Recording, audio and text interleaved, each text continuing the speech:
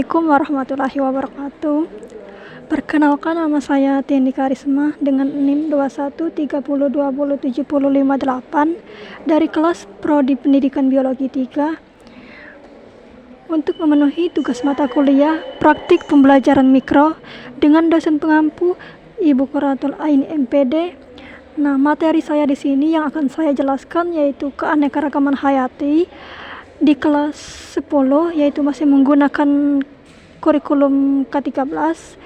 Langsung saja materi yang pertama dari pengertian keanekaragaman hayati. Secara umum, keanekaragaman hayati atau yang kita kenal di masyarakat biodiversitas merupakan keanekaragaman yang ada pada organisme pada tingkatan gen, spesies, dan ekosistem. Ketiga tingkatan keanekaragaman hayati tersebut saling berhubungan sehingga tidak bisa dipisahkan satu sama lain. Nah, keanekaragaman hayati ini biasanya merupakan ukuran variasi pada tingkat genetik, spesies, dan ekosistem pada makhluk hidup yang menunjukkan adanya variasi bentuk, penampilan, ukuran, serta ciri-ciri lainnya. Nah, maksud dari kata variasi ini, berbagai macam kita memodifikasi dari kata ekosistem. Nah, materi yang kedua yaitu macam-macam keanekaragaman hayati. Keanekaragaman yang pertama yaitu keanekaragaman gen, yang kedua keanekaragaman spesies atau yang kita kenal dengan kata jenis, yang ketiga keanekaragaman ekosistem. Nah, kita bahas satu-satu. Yang pertama yaitu keanekaragaman gen. Nah, gen sendiri itu adalah substansi kimia sebagai faktor penentu sifat keturunan setiap individu. Tersusun atas banyak gen bila terjadi perkawinan atau persilangan antar individu yang karakternya berbeda, maka akan menghasilkan keturunan yang semakin banyak variasinya. Hal ini terjadi karena pada saat persilangan akan terjadi penggabungan gen dari masing-masing individu.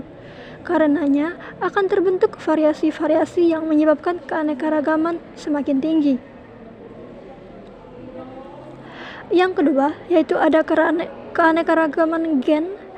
Contoh daripada keanekaragaman gen ini sendiri yaitu terjadi pada spesies siput nemralis. Meski dalam spesies yang sama, namun siput memiliki warna cangkang yang berbeda-beda. Perbedaan warna cangkang ini karena adanya alel yang berbeda tetap jadi siput. Nah, contoh yang kedua yaitu pada pohon pisang. Kita mengenal adanya varietas pisang meskipun sama-sama buah pisang, tetapi dalam segi bentuk, ukur, dan rasa pisang tersebut jelas sangat berbeda. Nah, macam keanekaragaman yang terakhir yang kedua yaitu spesies. Nah, diartikan merupakan individu yang mempunyai persamaan morfologis, anatomis, fisiologis, dan memiliki kemampuan untuk melakukan perkawinan dengan sesamanya. Nah, keanekaragaman jenis ini ternyata menunjukkan seluruh variasi yang terdapat pada makhluk hidup antar jenis. Contohnya daripada keanekaragaman spesies ini, saya contohkan pada tanaman bawang-bawangan. Nah, untuk jenis hewan yaitu kucing besar. Nah, segi dari bawang merah tadi ada Allium cephas, bawang putih yaitu Allium sativum, dan bawang bombay Allium cephas. Untuk famili kucing besar seperti singa Panthera leo, harimau Panthera tigris, nah dan macam tutul. Nah, keanekaragaman yang terakhir yaitu ada keanekaragaman ekosistem. Nah, ternyata ekosistem ini dibahas dari awal tadi, yaitu tidak bisa dipisahkan satu sama lain. Nah, hubungan timbal balik ini antara makhluk hidup yang satu dengan makhluk hidup yang lainnya berhubungan satu sama lain. Nah, komponen abiotik yang beragam menyebabkan jenis makhluk hidup yang dapat beradaptasi dengan lingkungan tersebut. Jelas sangat berbeda-beda, akibatnya akan terbentuk keanekaragaman ekosistem ini. Nah, contoh daripada keanekaragaman ekosistem ini yaitu pohon kelapa. Nah, pohon kelapa itu banyak kita jumpai di daerah pantai. Nah, yang kedua ada pohon aren, banyak tumbuh di sekitar pegunungan, sedangkan pohon palem dan pinang tumbuh dengan baik di daerah dataran rendah. Nah, materi yang terakhir yaitu kita bahas manfaat daripada keanekaragaman hayati ini sendiri. Ada 3 bidang. Apa saja? Yang pertama yaitu ada bidang pangan, yang kedua bidang ekologi, yang ketiga bidang farmasi. Nah, yang pertama yaitu bidang pangan. Nah, untuk apa sih bidang pangan ini?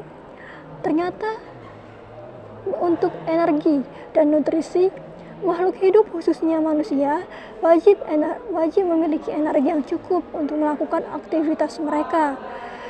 Nah, bayangkan saja setiap makhluk hidup yang beraktivitas dari pagi sampai dengan sore hari tidak membutuhkan energi. Itu contoh daripada bidang pangan. Yang kedua itu ada bidang ekologi. Sebagai paru-paru bumi, kegiatan fotosintesis pada hutan-hujan tropis dapat menurunkan kadar karbon dioksida di atmosfer dan mencegah kestabilan iklim global. Itu contoh daripada bidang ekologi. Nah, yang terakhir yaitu ada bidang farmasi. Nah, tumbuhan yang dapat dijadikan obat tumbuh sebanyak 940 jenis spesies di Indonesia dan 250 diantaranya menjadi obat herbal.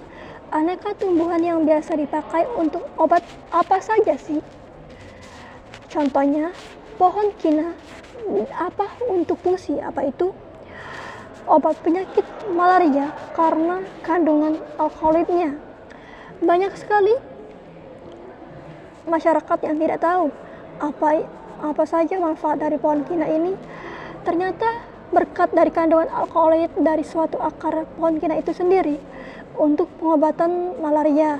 Dan ada pula buah mengkudu yang memiliki peran penurun tekanan darah yang terlalu tinggi.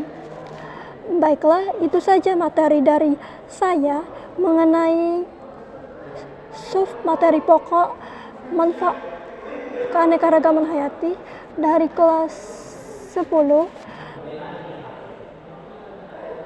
Terima kasih.